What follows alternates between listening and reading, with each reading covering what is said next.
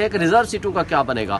Reserve سیٹیں ہمارے ہاتھ سے نکل جائیں گی. اس میں جو 70 سیٹیں ہیں 70 سیٹوں میں ہمارا شیئر نہیں ملے گا, لیکن ہم 100% ہوپفل ہیں انشاءاللہ عدالتوں سے ہمیں ریلیف ملے گا. یہ ہو نہیں سکتا, یہ مارشل لا میں بھی ایسا نہیں ہوا.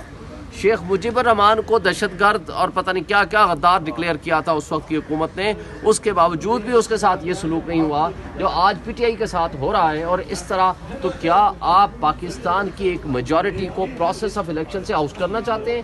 اور یہ کیسے ممکن ہے؟ پھر جمہوریت کس چیز کا نام ہے؟ پھر آئین اور قانون کس چیز کا نام ہے؟ اگر ہم آئین پہ بلیو رکھتے ہیں, قانون پہ بلیو رکھتے ہیں, بنیادی حقوق پہ بلیو رکھتے ہیں, اور ہم پروسیس آف الیکشن میں جمہوریت پہ بلیو رکھتے ہیں, تو آپ کو سب سے بڑی پولیٹیکل پارٹی کو پروسیس آف الیکشن سے ٹیکنیکل گراؤنڈز پہ آؤٹ نہیں کر سکتے. اچھا سر, ایک بتا دیں کہ ہر شخص یہ سوال کرتا ہے کہ ابھی عمران خان صاحب کی جو ضمانتیں ہو گئی تھیں سپریم کورٹ سے, وہ کب باہر آ رہے ہیں باقی کیسز نبٹ کے؟ اور شاہ محمود قریشی صاحب آج رہا ہوتے دکھائی دے رہے ہیں آپ کو؟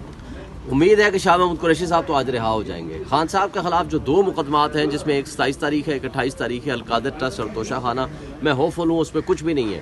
دیکھیں جو ڈرامہ رچایا گیا تھا سائفر والے کیس میں, جس سزائے موت پہنچا دی تھی, جب سپریم کورٹ نے 3 گھنٹے آرگومنٹس ہوا, کوئی ایک جواب تھا ان کے پاس, کوئی ایک جواب نہیں تھا ان کے پاس جواب دینے کے لیے, کچھ بھی نہیں بولا انہوں نے. تو اس کا مطلب آپ یہ کہہ رہے ہیں کہ کیمپین میں عمران خان صاحب عوام کے دوران ہوپفل ہوں.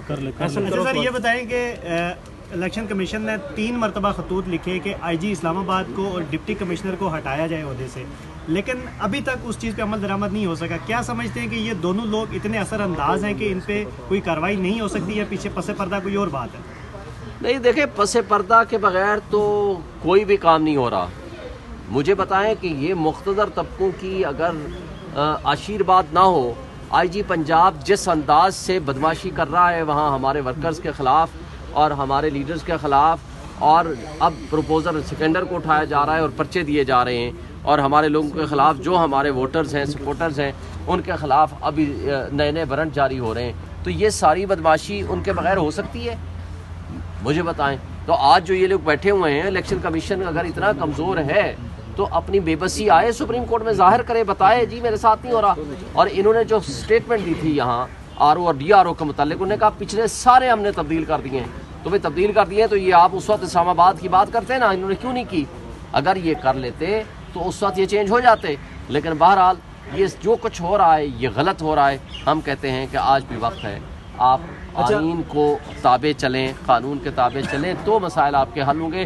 ورنہ تماشا جو آپ نے بنا دیا ہے اس میں مزید ابتری آئے گی, آپ کی ریاست کمزور ہوگی, آپ کی ریاست کی جڑیں کھوکھلی ہو رہی ہیں. اچھا سر, آپ نے کہا کہ پورے ملک میں پری پول جو ہے وہ ریگنگ کی جا رہی ہے, آپ کے لوگوں سے کاغذات نامزدگی چھینے جا رہے ہیں, جمع نہیں کروانے دیے جا رہے ہیں, مقدمات درج ہو رہے ہیں, گرفتاریاں ہو رہی ہیں, لیکن اس سب کے باوجود سب سے زیادہ کاغذات نامزدگی آپ کے امیدواروں نے جمع یہ اس سے آپ پاپولرٹی دیکھیں آپ ہمارے لوگوں کی. ہم نے عمران خان صاحب نے یہ حکم دیا تھا, عمران خان صاحب شرابت تھا, پروپیگنڈا تھا, یہ نہیں ہمیں چھوڑ دیں, آپ ویڈیوز اٹھا لیں, وکیلوں کو گرفتار کر لیا گیا. جھوٹی تصویریں بھی تو آئی ہیں, بلال بیگ صاحب کی وہ آئی ہوئی ہے. مجھے آپ بتا دیں نا, آپ پرویز الہی کی اگر بیگم صاحبہ, اس کی بہن, یا ان لوگوں کے ساتھ جو کچھ ہوا, جو ہمارے وکیلوں کے ساتھ ہوا, جو ہمارے پریزیڈنٹ لاہور بار کے ساتھ ہوا, جو ہمارے سینکڑوں کی تعداد میں ہمارے لوگوں کے ساتھ بدتمیزانہ رویہ رکھا گیا, اچھا ہمیں چھوڑ دیں, ساری باتیں چھوڑ دیں.